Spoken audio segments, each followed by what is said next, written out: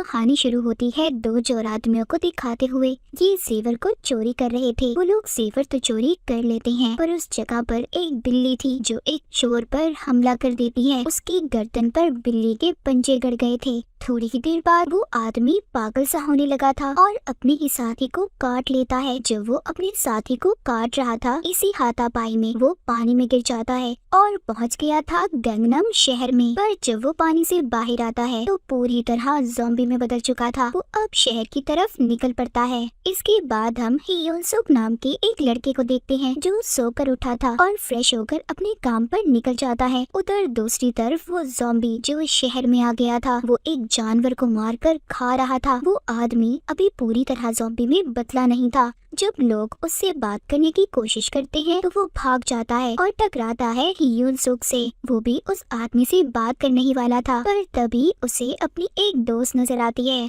जिसका नाम मिनजिंग था। उसको कुछ लड़के वहाँ पर तंग कर रहे थे, इसलिए हियोन सुक उसकी मदद करता है। उन लड़कों को वहाँ से मारकर भगा देता है। यहाँ पर हमें पता चलता है कि हियोन सुक लड़ाई में काफी माहिर था। हियोन सुक और मिनजिंग दोनों एक जगह पर काम करते थे और जहाँ पर इन दोनों का ऑफिस था वो एक नई बिल्डिंग थी। उस बिल्डिंग की चेकिंग करने एक इंस्पेक्शन लेडी आई थी। वो थोड़ी सी खड़ूस थी। हियोन सुक और मिनजिंग दोनों एक छोटे से ऑफिस में काम करते थे। उनकी कंपनी एक यूट्यूब चैनल चलाती थी। हम यहीं पर हियोन सुक के बॉस को भी देखते हैं जिसकी नजर हमेशा मिनजिंग पर रहती थी, जो बात हियोन सुक को बिल्कुल भी अच्छी नहीं लगती थी क्योंकि वो खुद मिनजिंग को बहुत पसंद करता था। उधर ही हियोन सुक का दोस्त भी था जो इनके साथ काम करता था। दूसरी तरफ हम उस ज़ॉम्बी को देखते हैं जो शहर में आ गया था और उसकी नजर अब हियोन सुक की ऑफिस की बिल्डिंग पर थी। टीवी में भी इस ज़ॉम्बी के बारे में बताया जा रहा था जिसको देखकर हियोन सुक ने पहचान लिया था।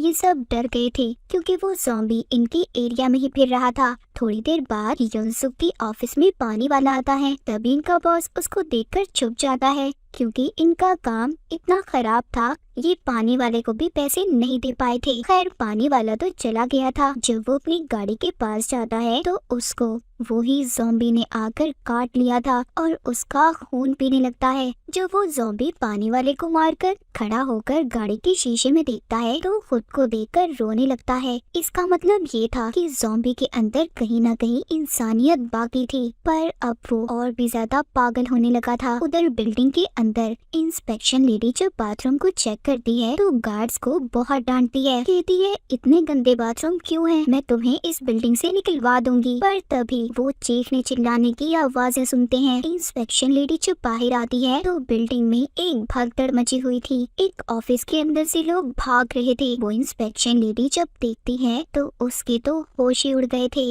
उस ऑफिस में बहुत से लोग ज़ॉम्बी बन चुके थे। उस गैंगनम ज़ॉम्बी ने बहुत से लोगों को काट कर अपने जैसा ज़ॉम्बी बना दिया था। यहाँ से शुरू हुई थी सबकी बर्बादी। इंस्पेक्शन लेडी सबसे पहले गार्ड से कहकर सारी बिल्डिंग के दरवाजे बंद करवा देती है ताकि एक भी ज़ॉम्बी बाहर न जा सके। पर तभी गैंगनम ज़ॉम्बी इनके पीछे आ गया था। वो एक गार्ड को काट भी लेता है, पर इंस्पेक्शन लेडी बच गई थी। उधर वो गार्ड जो दरवाजे बंद कर रहा था, अचानक से एक ज़ॉम्बी उसके सामने आ जाता है और देखते ही देखते दर्जनों ज़ॉम्बी उसके सामने थे। सब उस गार्ड पर टूट पड़ते हैं और उसे मार देते हैं। उधर दूसरी तरफ इंस्पेक्शन लेडी सबसे मदद मांग रही थी, पर बिल्डिंग में कोई भी नहीं था। तभी वो हियोन सुक की ऑफिस में पहुंचती है और सारी कहानी बताती है, पर कोई भी उसकी बात पर यकीन करने के लिए तैयार नहीं था। जो वो टीवी पर सबको गैंगनम ज़ॉम्बी दिखाती है। कहती है यही है वो आदमी जिसने सारी बिल्डिंग के इंसानों को जानवर में बदल दिया है। ये बात सुनकर कुछ लोग वहाँ पर थोड़ा सा सीरियस हो गए थे।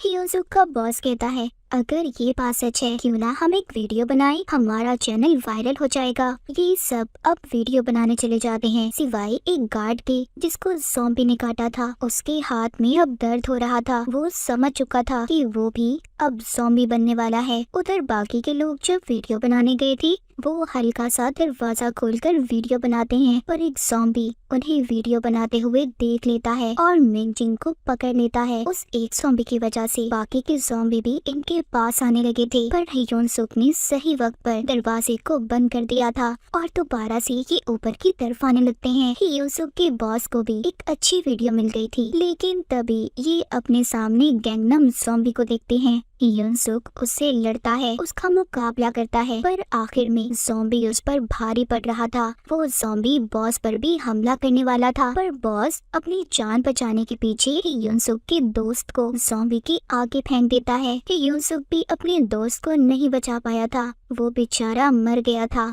ये सब अब अपने ऑफिस के अंदर आ गए थे। ये आकर अपने बॉस से बहुत लड़ता है कि इसकी वजह से उसका दोस्त मर गया। मिनजिंग उनकी लड़ाई छुड़वाती है। इंस्पेक्शन लेडी यहाँ पर सबको बताती है कि हम यहाँ से बाहर नहीं जा सकते, मैंने सारे दरवाजों को बंद करवा दिया था, हम इस बिल्डिंग में फंस चुके हैं। तभी पीछे से गार्ड उस पर हमला कर देता है, जिसके हाथ पर ज़ॉम्बी ने काटा था। वो भी अब पूरी तरह से ज़ॉम्बी बन गया था, पर युनसुक उसकी मदद करने की कोशिश करता है, लेकिन ज़ॉम्बी ने उस लेडी को काट लिया था। मिनजिंग और बॉस जब बाहर आते हैं तो बाहर से एक ज़ॉम्बी इन पर हमला कर देता है। एक बार फिर बॉस अपनी जान बचाने के लिए मिनजिंग को ज़ॉम्बी के आगे फेंक दिया था, मगर सही वक्त पर ही युनसुक आकर मिनजिंग को बचा लेता है और ज़ॉम्बी ने बॉस को ही काट लिया था। बिल्डिंग में हर तरफ अब ज़ॉम्बी ही ज़ॉम्बी थे। पूरी बिल्डिंग में सिर्फ 2 इंसान बचे थे, युनसुक और मिनजिंग। ये दोनों अपनी जान बचाने के लिए इधर उधर भाग रहे थे। आखिर में ये एक जगह पर रुककर आराम करते हैं। मिनजिंग थक कर सो गई थी। तभी ये अपने सपने में देखती है कि बॉस ने इसे काट लिया है और डर कर उठ जाती है। तभी यहाँ पर युनसुक को एक आइडिया आता है। वो एक रेडियो को चलाकर लटका देता है ताकि सभी ज़ॉम्बीज़ उसके पास जाएं और बिल्डिंग के बाहर निकलने का रास्ता साफ कर दें, जिससे ये आसानी से बिल्डिंग के बाहर जा सकते हैं। उस रेडियो की आवाज सुनकर बेहोश ज़ॉम्बी भी जाग गए थे। अब ये जल्दी जल्दी जब भाग रहे थे तभी युनसुक का दोस्त जो ज़ॉम्बी बन गया था वो इनका रास्ता रोक लेता है।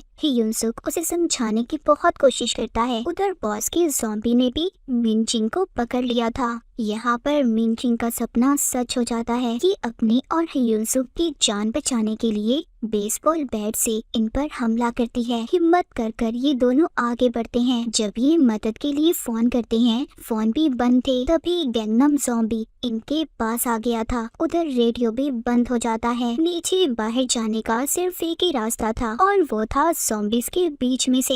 ये दोनों हिम्मत करके ज़ॉम्बीज़ के दरमियान से गुजरते हैं। युनसुक अपने हाथों और पाँव का इस्तेमाल करके ज़ॉम्बीज़ को पीछे कर रहा था। मिनजिंग अपना बेसबॉल बैट इस्तेमाल करके ज़ॉम्बीज़ को मार रही थी, पर यहाँ पर ज़ॉम्बीज़ हद से ज्यादा थे। ये दोनों किसी न किसी तरह सीढ़ियों तक पहुँच जाते हैं, मगर ऊपर से भी ज़ॉम्बीज़ आ रहे थे और नीचे से भी। ये दोनों दरमियान में ही फंस चुके थे। ये दोनों फर्स्ट फ्लोर तक पहुँच तो जाते हैं, पर वहाँ पर भी ज़ॉम्बीज़ थे। ये बचकर भागते हैं और कार पार्किंग एरिया पर आ गए थे। यहाँ भी चारों तरफ से ज़ॉम्बीज़ आ रहे थे। युनसुक मिनजिंग को गाड़ी में बिठाकर गाड़ी को बंद कर देता है और खुद अकेला ही ज़ॉम्बीज़ से मुकाबला करने लगता है, लेकिन ज़ॉम्बीज़ गाड़ी के अंदर मिनजिंग को भी घेर लेते हैं। ज़ॉम्बीज़ की तादाद बढ़ने लगी थी, जिससे गाड़ी में रेडियो भी चल जाता है। फिर यहाँ पर और भी ज़ॉम्बीज़ आना शुरू हो गए थे। युनसुक लड़ते लड़ते गाड़ी के ऊपर चढ़ गया था, पर यहाँ पर भी इसके पीछे ज़ॉम्बीज़ आ रहे थे। युनसुक उनसे बहुत लड़ता है। आखिर में सारे ज़ॉम्बीज़ युनसुक के ऊपर चढ़ गए थे। यहाँ पर हमें देखकर ऐसा लग रहा था कि युनसुक भी अब मर जाएगा, पर ऐसा नहीं था। सही वक्त पर मिनजिंग फायर एस्टिमेशन लेकर आ जाती है और सारे ज़ॉम्बीज़ पर स्प्रे कर कर युनसुक से उन्हें दूर कर देती है। ये सारे ज़ॉम्बीज़ तो भाग गए थे, पर जब ये थोड़ा आगे जाते हैं तो आ जाता है गैंगनम ज़ॉम्बी, जो अब और भी ज्यादा ताकतवर हो गया था, जो युनसुक पर हमला कर देता है। वो इसके हर वार का पलट कर वार कर रहा था। मार का भी उस ज़ॉम्बीज़ पर कोई असर नहीं हो रहा था। काफी देर तक युनसुक गैंगनम ज़ॉम्बी से लड़ता रहता है। तभी वहाँ पर इंस्पेक्शन लेडी भी आ जाती है। गैंगनम ज़ॉम्बी इनसे मर तो नहीं रहा था, पर मिनजिंग उसको धक्का देती है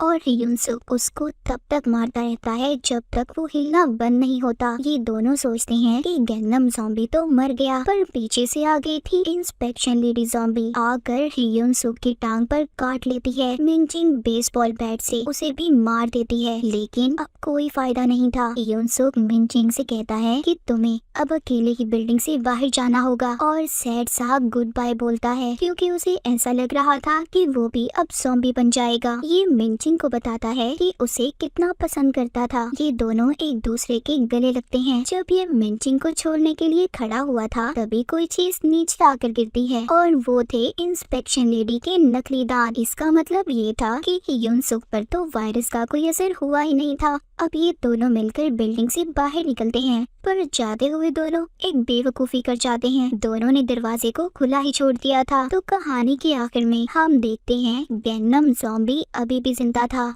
वो भी उठकर बाहर की तरफ जाने लगता है। मतलब अब ये बर्बादी पूरे शहर में फैलने वाली थी। अब शुरू होने वाला था ज़ॉम्बी एपोकलिप्स। क्या ये ज़ॉम्बी अब पूरे शहर में तबाही फैलाने वाला था? तो क्या होगा गैंगनम शहर का हाल? और इसी के साथ ये कहानी यहीं पर खत्म हो जाती है।